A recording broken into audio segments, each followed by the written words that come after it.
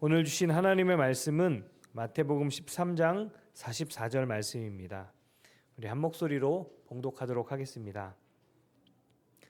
천국은 마치 밭에 감추인 보화 같으니 사람이 이를 발견한 후 숨겨두고 기뻐하며 돌아가서 자기의 소유를 다 팔아 그 밭을 사느니라.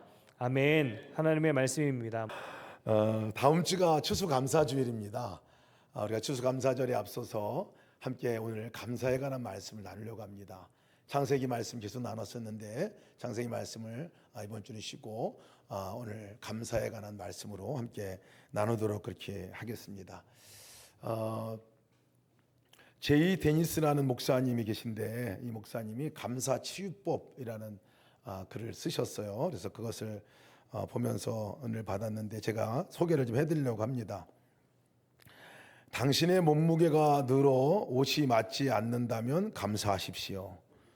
당신은 먹을 것이 넉넉한 인생을 살아오신 것입니다. 세탁할 옷이 집안 한 구석에 쌓여 있거든 감사하십시오. 당신에게는 적어도 갈아입을 옷의 여유가 있다는 뜻입니다. 멀리라도 주차할 공간을 찾았다면 감사하십시오. 당신에게 잠시라도 걸어갈 운동의 기회가 주어졌기 때문입니다. 교회 뒷자리에 앉아있는 교우의 찬송 음정이 엉망으로 들려오고 있다면 감사하십시오. 당신의 청각은 정상이기 때문입니다. 아침에 울리는 자명종 소리가 고통스럽게 들리거든 감사하십시오. 당신에게 일어나 일해야 할 하루가 기다리고 있기 때문입니다. 하루해가 저물어 온몸이 나른하고 피곤하거든 감사하십시오. 당신은 오늘 하루를 생산적으로 사신 것입니다. 같은 일을 우리가 경험하고도 똑같은 일을 맞이하고도 불평하고 끝나는 사람들이 있고 똑같은 일을 만나는데도 그 가운데서 감사를 하는 분들이 계십니다. 누가 행복하냐? 이것은 두말할 거 없습니다. 감사하는 사람이 행복합니다. 정말 행복의 기준이 거기 있는 것 같아요. 우리 삶 가운데서 우리 입에서 우리 삶에서 감사가 있는 그 자리가 가장 행복합니다. 또 감사를 하게 되면 행복의 문도 열리게 됩니다. 마음의 문도 열리게 돼요. 우리 스스로도 내가 감사를 하게 되면 이상히 마음이 열려요. 그리고 다른 사람도 감사의 그 이야기를 들으면 괜히 마음이 좋습니다. 그리고 열립니다. 아까 여러분들이 옆에 분들이 감사의 뜬금없는 감사의 소리를 들으셨는데 기분 나빠하시는 분들은 안 계실 것 같아요. 감사의 얘기 하나가 우리의 마음을 엽니다. 우리의 마음을 열어요. 얼마 전에 생일이었는데 카드를 하나 받았습니다. 카드를 2개를 받았습니다. 우리 자녀들에게 받았던 카드인데 짧은 글이지만 엄청나게 저에게 행복을 가져다 주었어요. 글이 이렇습니다. 짧은 글인데 지금까지 아버지가 걸어오신 삶을 보며 아버지의 삶, 남편의 삶, 목회자의 삶, 성도의 삶, 그리고 예수님과 동행하는 한 사람의 삶을 배울 수 있어서 감사해요. 앞으로의 날들도 예수님과 동행하며 인조해 하세요. 존경하고 사랑합니다. 또 다른 아들의 글입니다. 믿음의 가정의 가장으로 언제나 사랑의 열매를 맺어주심에 지금까지 하나님을 잘 경외하며 살아갈 수 있었습니다. 물려주신 믿음의 유산 기억하며 예수님과 동행하는 자 되겠습니다. 감사합니다. 1년에 한 번 받는 감사 내용인데요. 얼마나 행복한 마음을 갖게 하는지 모르겠습니다. 그 어떤 것보다도 이 감사의 글 자체가 온종일 또 그것을 또 펴서 볼 때마다 마음을 흐뭇하게 하고 또 정말 입가에 미소가 저절로 올라가게 됩니다. 우리가 늘상 생활하는 가운데서 우리의 입꼬리가 올라갈 때는 언제냐면 카톡에 여러분 문자 하나가 감사해요, 고마워요 이것이 거기에 들어있으면 저절로 나도 모르는 사이에 입꼬리가 올라갑니다. 감사는 무슨 비법 같아요. 무슨 행복의 문을 여는 열쇠 같은 그런 비법 같은 힘이 있습니다. 다른 나라 가서도요 살아남을 수 있는 비결이 있습니다. 다른 거 다 몰라도 감사합니다 말 한마디만 제대로 외워도 가가지고 생존 가능합니다. 다른 사람들에게 호의적으로 대함받을 수 있습니다. 영어로는 땡큐라고 말하죠. 인도네시아 가면 테리마카시라고 그래요. 테리마카시 인사하면 괜히 그 사람들이 웃어요. 뭔 내가 감사로 얘기를 하지 않았어도 감사합니다. 그 얘기만 들어도 그냥 그 사람에 대해서 호의적으로 다가가게 됩니다. 쉐쉐. 중국에서 그렇게 얘기하더라고요. 일본에서는 아리가또라고 아리가또라고 그러죠. 독일에서는 단케, 단케라고. 프로는 메르시, 러시아는 뭐 스바시바, 스바시바 이렇게 좀 세요. 발음이 세. 근데 그 얘기를 듣는 그 분들은 마음이 열려요. 사실은 외국인 분들이 와가지고 저희들에게 와서도 그 어느한 말로 감사합니다 이렇게 얘기하면 그냥 호의적으로 대하게 됩니다. 참 놀랍지 않아요? 감사는 하는 사람도 기쁘고 받는 사람도 기쁩니다. 행복해지게 돼요. 이 점을 하나님께서 너무나 잘 아시는 거예요. 우리가 언제 행복한가? 우리가 언제 기쁨을 누리고 사는가? 그래서 하나님께서는 아예 그 날을 정해서 너희가 다른 때 자꾸 잊고 사는데 그 날은 좀 기억해가지고 감사하면 좋겠다. 그 날에게 너에게 기쁨을 내가 선사하면 좋겠다라고 한 절기가 있어요. 그 절기가 3대 절기로 얘기하면 첫 번째가 6월절입니다.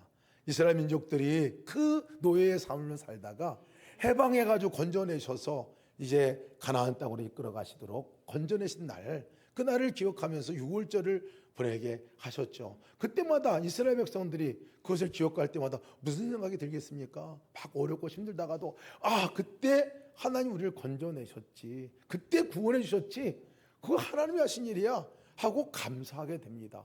그때 입꼬리가 올라갑니다. 그때 마음에 기쁨이 생깁니다. 그때 다음에 행복감이 생기게 되죠.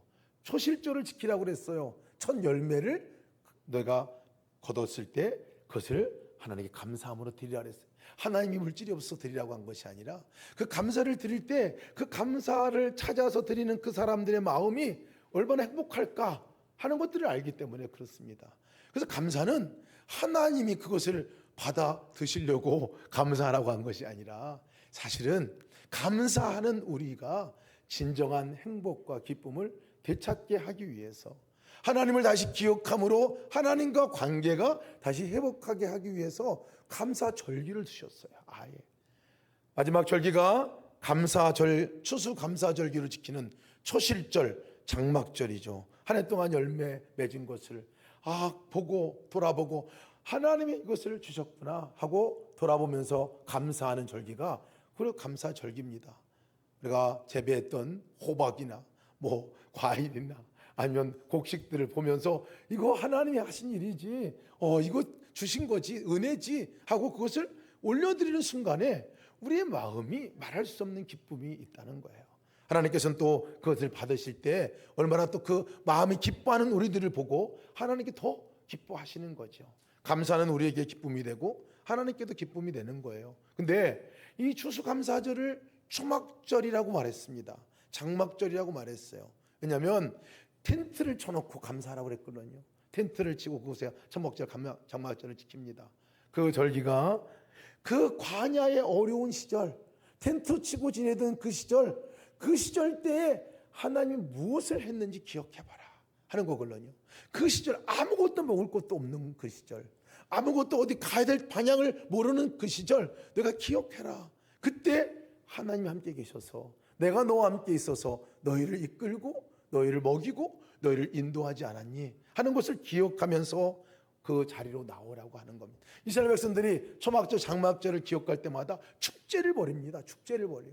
그 축제는 하나님이 하신 일에 대해서 감사하고 또 그 하나님께 송축하고 감사하면서 멀어졌던 하나님과 관계가 다시 회복되는 그 시간이 감사절 절기이기 때문에 그렇습니다. 우리에게 다음 주가 추수감사절로 함께 지키는데 우리가 감사를 잊어버리고 살아요. 하나님 베풀어줬던 은혜를 많이 잊어버리고 살아요. 또 하나님도 잊어버리고 살아요. 다시 한번 기억하고 회상하면서 우리가 진정한 기쁨을 회복하라 하는 것이 하나님께서 우리에게 감사절기를 주신 이유 가운데 하나입니다.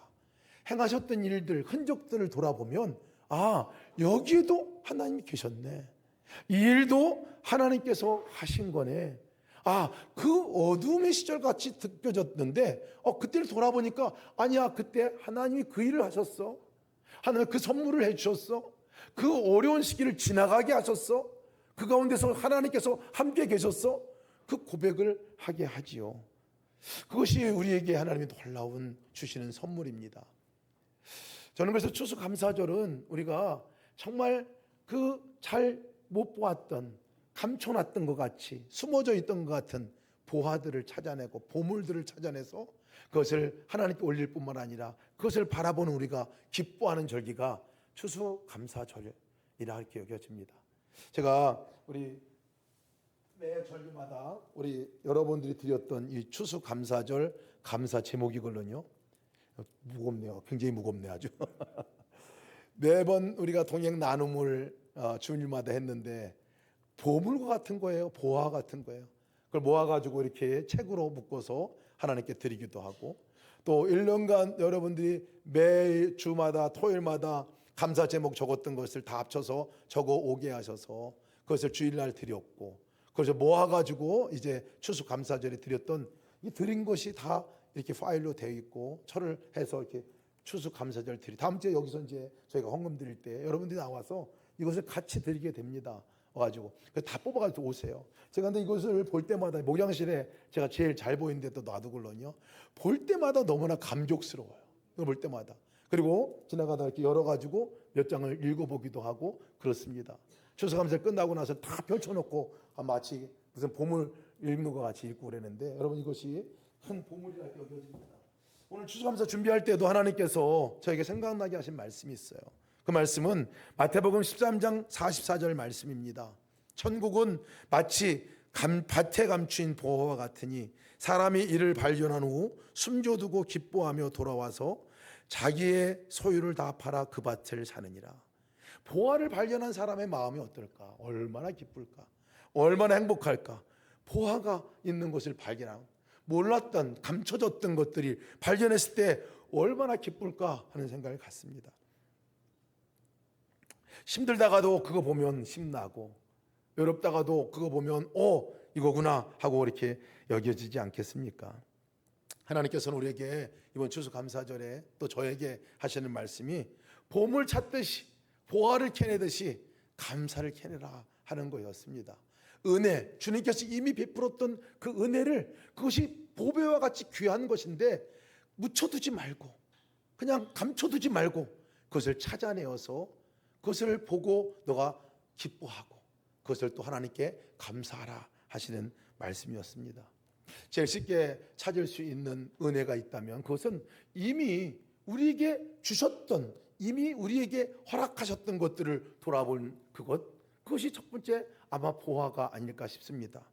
이미 우리에게 주셨던 거예요. 돌아보면 그것이 숨겨져 있을 뿐이지 찾으면 보화와 같이 빛나는 그 감사 제목들이 있을 것입니다. 그러면 제일 먼저 떠올랐던 성경의 인물이 누구냐면 문둥병에 걸렸다가 고침받은 그 10명의 문둥병자 가운데 3명 사마리아 사람 그 이야기입니다. 누가복음 17장 보면 10명의 문둥병자가 예수님 앞에 고침받는 이야기가 나옵니다. 문둥병은 완전히 사회로부터 격리입니다.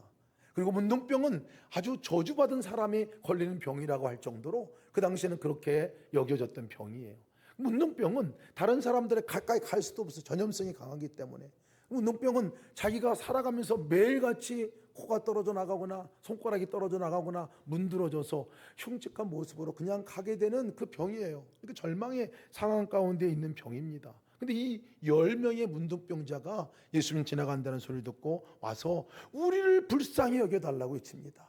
우리를 건져내달라고 얘기합니다. 우리를 고쳐달라고 얘기를 합니다. 그렇게 나오는 이 문둥병자들에게 주님께서 말씀하시는 것이 너 이제 나았으니 너희들 제사장에 가서 보여줘라 라고 얘기합니다.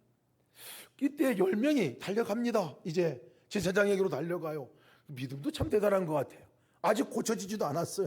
그런데 그들이 너희가 제사장에 가서 보여주라 하니까 그들이 갑니다. 가다가 자기 병이 나은 거를 발견하게 됩니다. 얼마나 놀랬겠어요. 얼마나 기뻤겠습니까? 얼마나 흥분됐겠습니까? 그런데 그렇게 10명이 다 고침바 되었는데 그들은 빨리 가서 제사장에 보여려고 가는 9명의 문둥병자와는 달리 한 사람은 그곳에서 반향을 전환해 가지고 그 병을 고쳐주신 예수님께로 달려옵니다. 달려와요. 자기가 그 문둥병으로부터 고쳐지게 된 것, 바로 그 예수님이 고쳐주신 것을 알게 되고, 아, 그분이 고쳐주셨지 하고 돌아서 옵니다. 와서 예수님 앞에 성경 보면 아예 엎드려서 주님께 감사했다고 얘기했어요. 엎드려서 감사를 드립니다. 이때 주님께서 하신 말씀은 10사람이 다 깨끗함을 받지 아니하였느냐? 나머지 9은 어디에 있느냐? 이 이방인 외에는 하나님께 영광을 돌리러 온 자가 없느냐라고 누가복음 17장에 말씀하고 있어요. 여러분, 9명은 사실은 감사가 없었을까요? 9명도 감사했죠. 9명도 너무너무 감사했을 것 같습니다. 왜냐하면 그 문둥병, 저주받은 병과 같은, 정말 자기가 죽음으로 날마다 다가가는 것을 알고 경험하는 그 병인데, 그 병에서 나음받은 그 모습이 얼마나 감사했겠냐고요. 그들도 감사할 마음이 있었습니다.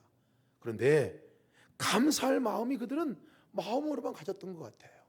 그 감사를 표현하거나 그 감사를 드러내지 못했습니다. 한 명은 그 감사가 다시, 아, 주님께서 고쳐주신 거구나, 내가 고침바 되었네, 그걸 고쳐주심이 주님이네 하고 달려와서 그 주님께 그 감사를 드러내고 표현했다는 거예요. 이것이 얼마나 놀라운 축복인지 모릅니다. 축복받은 거죠. 축복받은 거죠. 여전히 10명은 문둥병이 고침받았어요. 그들도. 그런데 이 한 사람은 그것 플러스 이제 와서 더 감사함으로, 더 기쁨으로 그 앞에 나왔다는 거예요. 그런데 이렇게 감사한 그에게 예수님께서 하신 말씀은 또 다른 축복을 허락해 주십니다. 일어나 가라, 내 믿음이 너를 구원하였느니라 라고 말씀하고 있어요. 육신의 질병을 치료받은 그것에 대해서 감사하러 예수님께 나왔는데, 예수님께서는 하나도 얹어주신 정도가 아니라 이제 네 영혼이 구원받았다라고 얘기를 합니다. 너를 구원하였다. 그 믿음이 너를 구원하였다. 감사를 믿음이라고 말합니다. 감사를 믿음이라고 말해요. 여러분, 주님 앞에 우리가 믿음으로 하나님께 허락한 것들에 대해서 감사함으로 나올 때 감사가 배가 되는 역사가 있는 줄을 믿으시기 바랍니다. 감사가 배가 돼요. 그 보화를 발견하고 그것을 하나님께 올려드릴 때 내 안에 기쁨뿐만 아니라 다시 하나님과 만나는 순간이 되기 때문에 그렇습니다. 하나님과 다시 만나는 문둥병을 고쳐주신 그 하나님과 다시 만나는 순간이 되고, 그 만나는 순간에 하나님께서 또다시 그 역사를 우리에게 허락하기 때문에 그렇습니다. 그러니 여러분, 이미 받은 은혜는 거기서 끝나는 것이 아니라 감사할 때 2배가 되고 10배가 되고 100배가 되는 역사가 있게 될 줄 믿습니다. 우리가 여기서 함께 우리가 주목할 것이 있습니다. 이 문둥병자 한 사람이 와서 감사한 그 태도, 또 그 방향입니다. 나 문둥병 고쳐주셔서 감사해요 이렇게 고백하는 고백이 없어요. 보니까 엎드려서, 그냥 엎드려서 예수님 앞에 그 엎드려가지고 감사할 대상이 너무나 분명했어요. 너무나 분명했어요. 그 대상 앞에 온 거예요. 대상 앞에 온 거예요. 그 일이 누구를 통해서 왔는가 하는 것들을 이 문둥병자가 알게 된 거예요. 예수님이구나. 예수님. 여러분, 우리가 함께 감사할 때 분명히 대상이 누군가가 너무나 중요합니다. 2010년도에 그 즈음에 감사 일기가, 감사 쓰기가 아주 유행을 했었습니다. SNS나 블로그 이런 데 감사 노트, 감사 일기, 거기에 함께 연여 릴레이로 하는 뭐 이런 것들이 막 일어나고 그랬죠. 2020년도 코로나 팬데믹 이후로는 이것이 아예 그냥 앱으로도 개발이 되고 함께하는 운동으로도 막 되고 그랬는데요. 놀라운 능력이 있었습니다. 감사합니다. 오늘 태양이 뜬 것 감사합니다. 오늘 이렇게 새날을 주신 것 감사합니다. 그 하나만으로도 보물을 찾는 것 같이 기쁨의 그 고백이었거든요. 그런데 그 감사의 노트를 보면서 그 감사 노트가 그 자체로 너무 귀하지만 대상이 불분명할 때가 많습니다. 아, 태양이 그냥 떠서 오늘 좋다, 감사하다 이렇게 감사하는 감사와 분명한 대상, 오늘 하나님께서 새날을 주셨네. 하나님께서 태양을 이렇게 뜨게 하셨네. 하나님께 그것을 나한테 선물로 주신 거네. 여러분, 이렇게 감사하는 감사와 약간 다릅니다. 약간 달라요. 우리의 감사는요, 분명한 대상이 있는 감사입니다. 우리와 함께 하신, 우리에게 일하시고 은혜 베푸신 하나님에 대한 분명한 감사이지요. 그러니 감사를 하게 될 때 자연스럽게 뭐가 일어나게 되냐면, 그 하나님이 누구신가, 나에게 어떤 모습으로 다가오신 건가, 그 관계가 더 깊게 형성하게 된다는 거예요. 하나님 관계가 더 깊어지게 됩니다. 감사로 나갈 때 관계가 더 깊어지죠. 우리 감사장이라고 하는 이 시편 136편 보면 이 감사에 대한 노래가 계속 나와요. 감사에 대한 노래가 나와요. 시편에 감사에 관한 많은 얘기들이 있지만 136편은 26절까지 계속 반복되는 것이, 여호와께 감사하라, 그는 선하시며 인자하시며 그 인자하심이 영원함이로다. 똑같은 패턴으로 다 말합니다. 여호와께 감사하라. 왜? 여호와는 선하신 분이야, 인자하신 분이야, 사랑의 그분이야, 그분이 너와 함께 계신 분이야. 그분께 감사하라. 왜? 그분이기 때문에.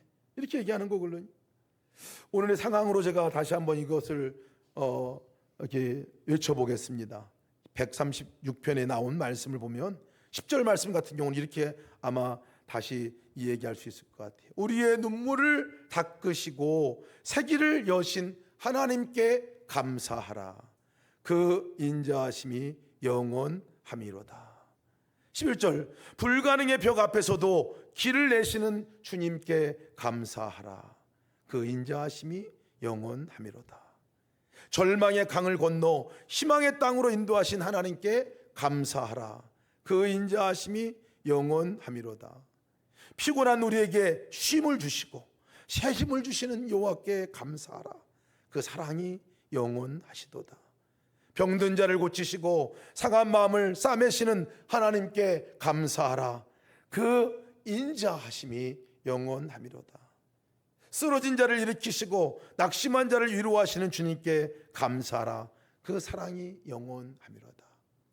감사의 노래인데요, 그 감사의 분명한 대상은, 결론은 그의 인자하심이 영원함이로다, 그의 사랑이 영원함이로다 라고 얘기를 했습니다. 상황을 돌아볼 때 절망스러운 상황 가운데 희망으로 바뀌어진 그때를 보니까 거기에 인자한 하나님이 계신 것, 분명한 하나님을 향한 노래이죠. 피곤한 우리에게, 노곤한 우리에게 쉼을 주신 그 하나님을 생각할 때 그 하나님이 인자하신, 나를 사랑하시는 그분이지, 그것이 생각나는 거죠. 병든 자를 고치고 쓰러진 자를 일으키고 낙심한 때에 위롭게 받았던 그것을 우리가 떠오를 때마다 거기에 하나님이 계시지, 그 하나님이셨지. 여러분, 하나님 누구십니까? 인자하심의 하나님이시죠. 오늘 노래한 시편 136편의 저자는 하나님이 인자하신 분이 있다 이렇게 얘기했어요. 사랑하시는 분이시다라는 말이거든요. 우리 히브리어로 말하면 헤세드라고 말하는 거예요. 헤세드. 조건 없으시고 실수가 없으시고 실패가 없으시고 멈춤이 없으시고 포기하지 않으시고 떠나지 않으시고 언제나 함께 동행하시며 언제나 함께 우리를 지켜봐 주시며 언제나 함께 동행하시는 그 하나님이 헤세드의 하나님이죠.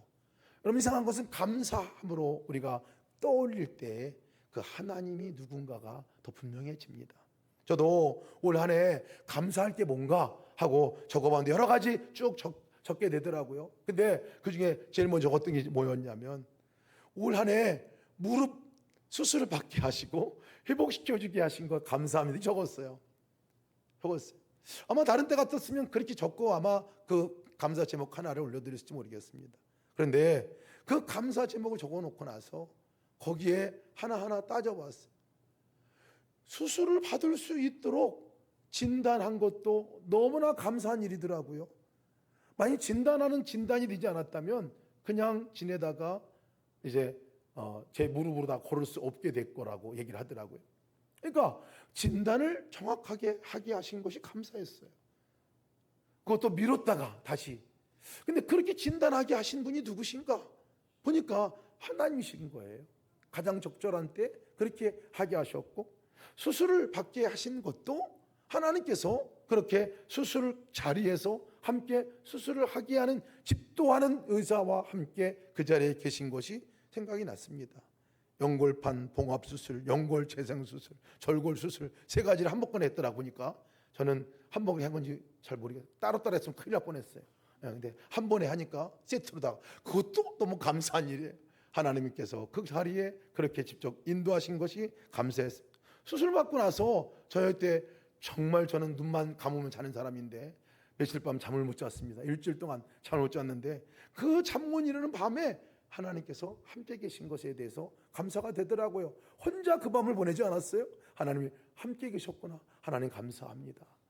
재활하면서 걸음걸음을 이렇게 움직이고 뛸 때, 그때도 하나님이 마치 이 옆에서 붙들고 걸으신 것 같이 걸어주신 하나님, 그거 감사합니다. 하나님이 거기에 함께 계셨죠. 제가 보니까 뭔가 이게 죽었던 것이 다시 살아나거나 없었던 것이 다시 회복되고는, 이것은 어려운 일인데, 그 연골이라는 것이 다시 살아나고 재생되기까지는 거기서 끊임없이 피가 공급돼야 되고 끊임없이 거기 혈액이 공급돼야 된다고 하더라고요. 근데 그것을 하신 분이 누군가 보니까 하나님이시더라고요. 한 가지 감사를 드리고 떠올렸는데, 그 가운데 계속해서 연결 가운데 그 일이 이루어지기까지 하나님이 세심하게 매번 간섭하시고 인도하셨구나 생각하니까 더 감사하더라고요. 그게 더 감사해요.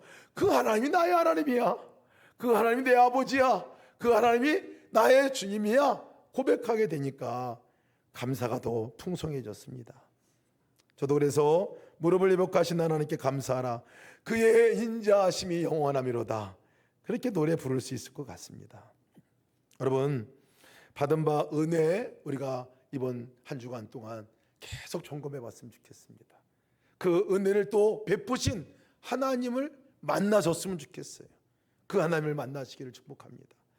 다음 한 주간 동안 우리가 감사 챌린지, 아까 잠깐 말씀을 나눴는데 저희가 함께 해보기 원합니다. 다음 한 주간 동안은요, 하루 아침부터 저녁까지 10가지 감사를 한번 찾아봤으면 좋겠습니다. 보물찾기 하는 마음으로, 감사 제목을 찾아봤으면 좋겠습니다. 3가지 감사 이렇게 하면 금방 적어낼 수 있어요.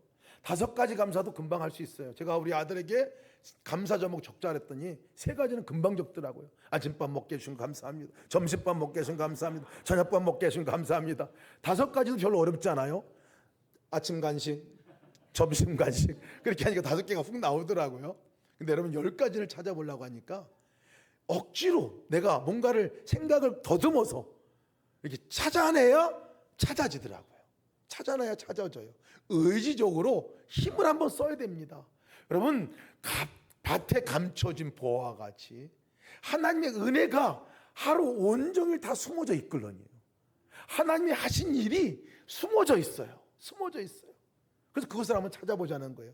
눈을 뜨는 거, 여러분 눈 뜨는 것만 해도 여러분 그냥 당연하게 여겨지는 걸지 모르겠지만 찾아보면 달라요. 여러분, 눈 뜨는 거가 기적이라고 그러더라고요. 아침에 눈 뜨는 거, 원래 서면 앉고 싶고, 앉으면 눕고 싶고, 누우면 자고 싶고, 자면 영원히 자고 싶고 이게 생리래요, 생리. 그런데 아침에 눈이 번쩍 뜨어진다. 놀라운 일 아닙니까? 놀라운 일이에요. 아, 하나님이 내 눈을 떠주셨구나. 하나님이 내게 일어날 수 있는 눈을 떠주셨구나. 이렇게 우리가 찾아내면요, 그 사건 하나가 달리 보입니다. 달리 보여요. 태양이 그냥 뜨는 것 같지만 하나님이 그 태양을 오늘 올려 뜨게 해주시고, 누구를 위해서? 나에게 태양을 비춰주시고, 나에게 그 광채를 비춰주시고, 나에게 관심을 비춰주시고, 하나님이 그 하신 일이구나. 여러분, 찾아보면 다릅니다. 달라요. 여러분, 한번 찾아보시길 바랍니다. 10가지 한번 찾아보세요. 그리고 10가지를 저녁에 일지에다가 꼭 기록해 보세요. 나 일기 쓰는 거 멈춘 지 오래됐는데요, 오늘부터 하시면 돼요. 그거 써보시길 바랍니다. 꼭 해보시기 바랍니다. 이번 주에 한번 도전해 보시기 바랍니다. 여러분들이 정말 그것 때문에 놀라운 기쁨과 놀라운 행복을 느끼게 될 겁니다. 그리고 그 감사를 적으면서 하나님이 계신 것을 확인하게 될 거예요. 그 하나님께 또 감사하게 될 겁니다. 그 하나님과 멀어졌던 것 같은 관계가 다시 회복되게 될 줄을 믿습니다. 꼭 찾아보시기 바랍니다. 감사를 찾다 보면요, 당연히 주셨던 거, 받았던 것도 감사가 찾아지지만 더 놀라운 것이 또 있습니다. 지금 이루어지지 않았는데도, 지금은 없는데도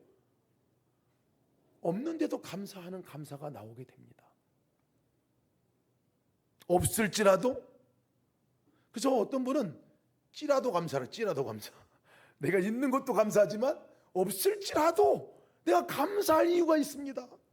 없을지라도 그 가운데 내가 찾아낼 감사의 보화가 있습니다 라고 얘기를 하는 거예요. 누가 그랬느냐면 하박국 선지자가 그랬어요. 하박국 선지자가 하박국 3장 17절 18절 말씀 보면, 비록 무화과 나무가 무성하지 못하며 포도나무에 열매가 없으며 감람나무에 소출이 없으며 밭에 먹을 것이 없으며 우리의 양이 없으며 외양간에 소가 없을지라도 나는 여호와로 말미암아 즐거워하며 나의 구원의 하나님으로 말미암아 기뻐하리로다. 은혜가 있고 선물이 있고 내 삶 가운데 이루어진 것도 감사하지만 비록 내 보이는 것 가운데 열매가 없더라도, 비록 그 외양간에 우리의 양이 없더라도, 외양간에 소가 없더라도 내가 감사할 분명한 보물이 나에게 있습니다. 그것은 바로 하나님이십니다라는 얘기. 하나님이 나와 함께 계십니다. 하나님이 나와 함께 계시기에 내가 충분합니다. 그것이 감사의 내 조건입니다 라고 얘기를 하는 거예요. 그럴지라도 여러분, 우리가 노력하고 애쓰면 열매가 맺혀져야 우리는 감사합니다. 결과가 좋게 나와야 감사합니다.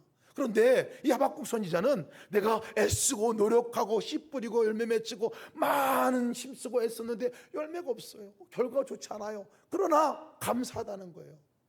왜?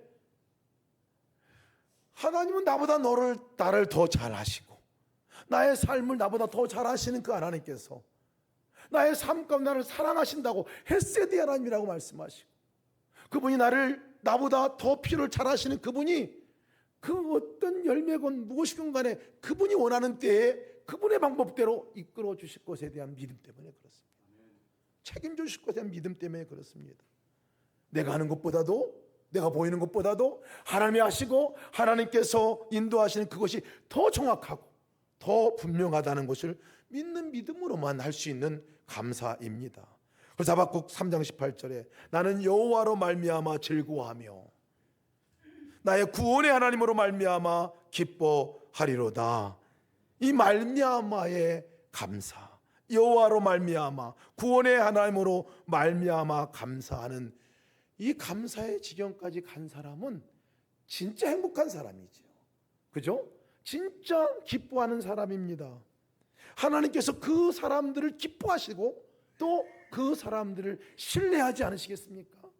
하나님을 신뢰함으로 지금 보이는 것 때문에 좌지우지하지 않고 하나님 하실 것에 대한 믿음을 갖고 나가는 그 사람의 감사가 있을 때 얼마나 더 기뻐하실까 싶습니다. 성경에 보면 하나님 마음에 합한 자라고 일컫던 다윗이 그랬어요. 다윗이 그랬습니다. 다윗은 보이는 것이 이루어져서 감사한 사람이 아니에요. 다윗의 시편을 보면 아주 처절한 인생 가운데 가장 어렵고 힘들 때 다윗이 고백한 고백을 보면 참 이런 고백을 어떻게 하지? 할 정도입니다. 사울을 피해서 아둘람 굴에 숨어 있는 거죠. 사울이 계속 죽이려고 자기를 쫓아다닌 지가 오래됐어요. 그것이 왜 이렇게 안 끊겨지는지 계속 그 세월을 보냈는데 아둘람 굴에 숨어 있을 때 죽음의 직전에 있는 거죠. 그럴 때 이 다윗이 고백한 고백이 시편 57편 7절에 나옵니다. 하나님이여, 내 마음이 확정되었고 내 마음이 확정되었사오니 내가 노래하고 내가 찬송하리로다. 그 가운데서 하나님을 노래한다는 거예요. 하나님께 내 마음이 정해졌어요. 하나님께 죽이신 살리신 알아서 하실 거예요. 내가 마음이 확정됐습니다. 하나님이 하실 걸 믿고 감사합니다. 그 찬양을 했다는 거예요. 더 심각한 상황은 어느 상황이었냐면 블레셋 거기 갔을 때 아기스 왕 앞에서 미친 척했어요. 오죽하면 살려고 다윗인 걸 알으면 거기서 해야 할까 봐 미친 척하고 입에 침 질질 흘면서 있었던 시절이 있었습니다. 그 가장 절박한 시절에 이 시편 34편 1절이 그때 불렀던 찬양인데 이렇게 고백합니다. 내가 여호와를 항상 송축하며 내 입술로 항상 주를 찬양하리이다. 여러분, 이 감사가 상황에서 오는 것이 아님을 알게 됩니다. 감사는 하나님과의 관계 속에서, 하나님과의 믿음 가운데서 터져 나오는 것임을 알게 됩니다. 분명히 하나님께서 나와 함께 하신 것이 너무나 분명하면 지금이 막힌 것 같고 다 없는 것 같고 다 잃어버린 것 같고 뒤처진 것 같고 안 되는 것 같고 하나님이 계시지 않는 것 같은 그런 상황 같이 보여지지만, 하나님이 보이면 감사가 나오지. 감사가 나오지. 너희 하나님 여호와가 너희 가운데 계시니 그는 구원을 베풀 전능자시라.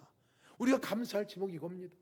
전능하신 하나님이 우리 가운데 계심을 감사하시기를 축복합니다. 그것이 우리가 감사절에 함께 드릴 감사이지요. 그래서 성도들은 미리 감사할 줄 아는 사람들이 성도입니다. 미리 감사. 여러분, 이번에 우리 추수감사절 때는 미리 감사를 했으면 좋겠어요. 여러분, 기도하는 제목들 있습니까? 가정을 위해서, 또 직장을 위해서, 나라 민족을 위해서, 또 여러분이 기도하는 특별한 제목을 가지고 기도하는 기도 제목이 있습니까? 그 기도 제목을 우리가 응답받은 것으로 믿고 하나님 그렇게 하신 것 감사합니다. 자녀를 놓고 기도할 때 우리 자녀가 주 앞에 돌아오길 원합니다 하고 기도하는 그 감사 기도, 그 기도 제목이 있다면 아예 미리 감사합시다. 내 자녀가 주님의 인도하심으로 돌아올 줄을 믿고 감사합니다. 여러분, 이 고백이 얼마나 놀라운 고백인지 모릅니다. 기도는, 여러분, 기도 제목은 응답입니다. 하나님의 응답이, 왜? 우리 마음을 주셔서, 기도 제목을 주셔서 하나님께서 일을 이루고자 하시는 것인데, 그러니까 기도하라 하시잖아요. 그 기도 제목이 응답될 것을 아예 믿고 감사로 적어서 하나님께 올려드리기를 축복합니다. 이번 추수감사절에는 놀라운 풍성한 감사가 넘치기를 바랍니다. 이미 허락해 줬던 은혜에 감사하고, 그럴지라도 아직 없을지라도 지금 어렵고 힘들지라도 하나님이 함께 계신 것으로 인하여 감사하고, 기도할 제목을 갖고 그 기도 제목을 내가 함께 삼고 그렇게 기도하고 있는데 그 기도 제목이 응답될 것으로 믿고 감사하는 그 감사, 그 감사로 다음 주에 여러분 함께 올려드리시기를 주의 이름으로 축복합니다. 그래서 다음 주에는 다 적어가지고 오세요. 꼭 적어가지고 오세요. 그리고 프린트를 해가지고 여러분 놔주고 앞에 나오셔서 꼭 하나님께 감사 그 제목을 올려드리셨으면 좋겠습니다. 프린트를 다 못하시는 분들은 뒤에 오시면서 10가지 적어서 함께 거기에 적어가지고 하나님께 감사함으로 올려드렸으면 좋겠습니다. 그래서 이번 한 주간은 저희가 아주 감사의 훈련과 감사를 찾는 보물찾기 하는 주간으로 보내고, 감사의 보물을 마음껏 하나님께 올려드리는 그 추수감사절이 되기를 주의 이름으로 축복합니다.